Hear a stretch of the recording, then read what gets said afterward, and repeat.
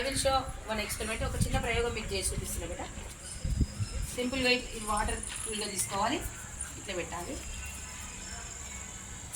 మీ అరచేతి ఉంది కదా, ఇట్లా కరెక్ట్ ఇట్లా పెట్టేసి ఇట్లా మూవ్ చేయాలి.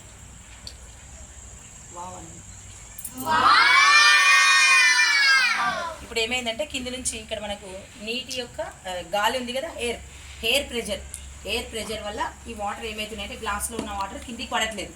ఎయిర్ ప్రెజర్ వల్ల ఈ గ్లాస్లో ఉన్న వాటర్ కిందికి పడట్లేదు. Okay, enjoy this experiment. Next another one I will show. ఇంకొకటి చూద్దాము.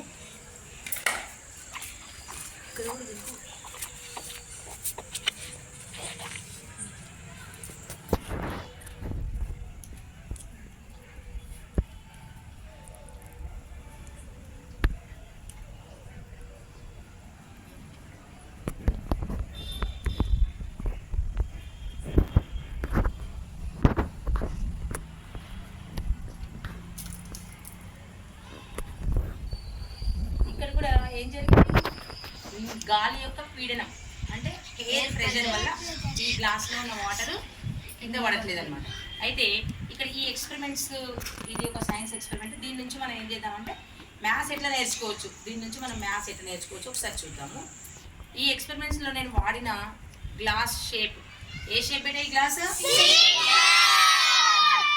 సిలిండర్ షేప్లో ఉంది. తర్వాత ఈ గ్లాస్ సిలిండర్ షేప్లో ఉంది కాబట్టి మనము ఏరియా ఆఫ్ సిలిండరు, తర్వాత total surface area of cylinder, lateral surface area of cylinder, volume of cylinder, ఈ ఫార్ములాస్ నేర్చుకోవచ్చు. తర్వాత ఈ గ్లాస్ పైన ఉంది చూడండి, టాప్ చూడండి ఏ షేప్లో ఉంది, top end of the glass ఉంది కదా, ఇది ఈ అంచులు గ్లాస్ యొక్క అంచులు సర్కిల్ షేప్లో ఉంది.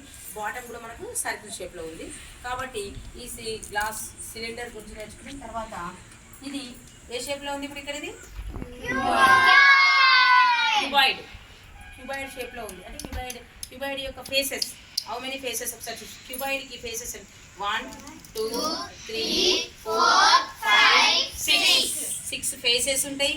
తర్వాత ఇక్కడ వర్టిసెస్ చూడండి, 1 2 3 4 5 6 7 8 వర్టిసెస్ అండ్ ఎడ్జెస్ 1 2 3 4 5 6 7 8 9 10 11 12 అంటే 12 ఎడ్జెస్. అంటే ఇట్లా క్యూబాయిడ్ యొక్క ఫేసెస్, ఎడ్జెస్, వర్టిసెస్ నేర్చుకోవచ్చు. అట్లాగే total surface area of cuboid, lateral surface area of cuboid, volume of cuboid, ఈ ఫార్ములాస్ గురించి కూడా మనం నేర్చుకోవచ్చు. అంటే ఈ క్యూబాయిడ్, సిలిండరు వీటిని ఇంట్రడ్యూస్ ఒక ఎక్స్పెరిమెంట్ ద్వారా మీకు ఎంజాయ్గా ఇంట్రడ్యూస్ చేయడం కోసం వీటిని ఉపయోగించడం జరిగింది.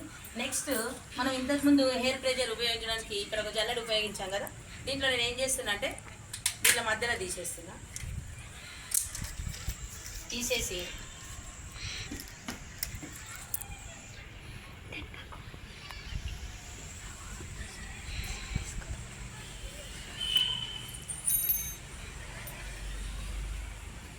ఇక్కడ ఒక ఫిగర్ డ్రా చేసిన. నేమ్ ది పేరు చెప్పండి, ఏం ఫిగర్ ఇది? అంటే పాయింట్లెస్ సెంటర్లెస్ సర్కిల్ కదా, సెంటర్ పాయింట్ లేదు కాబట్టి సెంటర్లెస్ సర్కిల్. ఇక్కడ ఒక సెంటర్ పాయింట్ నేను ఇప్పుడు సెంటర్ పాయింట్ పెట్టినట్టు, ఇది సెంటర్ ఓ అనుకో, ఓకేనా, సెంటర్. నెక్స్ట్ ఇది సర్కిల్ కదా, వాట్ ఈజ్